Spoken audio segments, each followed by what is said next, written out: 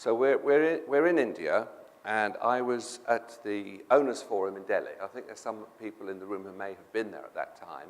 And it was a moment in time because I was doing a panel session with a number of Indian businesses, or business families, and one of them basically said how many people there were in the system. And I said, well, that's a very low number because you're quite a big family. And he said, yes, he said, we've absolutely excluded the women because they're not involved and they don't need to be.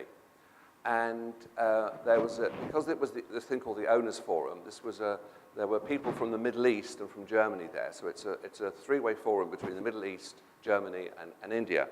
And there was an Arab gentleman sitting in the front row who happens to be from one of the most successful families in Saudi Arabia. And he was very, very upset when he heard this comment. And so he stood up and he said, now listen, he said, I'm from Saudi Arabia, he said, and you may think that we don't involve our women in our businesses, but our business is run by my two sisters, and we are the most successful business in Saudi Arabia by a long chalk.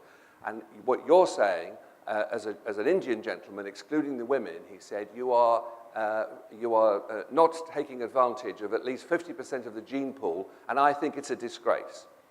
And the whole room was silent, and I actually called a pause, where there was an Arab gentleman from Saudi Arabia telling off an Indian gentleman for excluding the women from being involved in the business. And you couldn't make it up, and it was very, very, very moving, because everybody actually stopped and thought about it.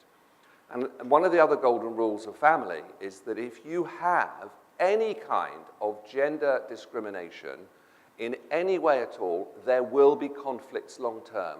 End of story. And anybody who has a business and says, oh, no, our culture, we're Sindhis, we don't have the women involved, or we don't do this, we don't do that, it doesn't work in practice. It will cause a problem at a future date.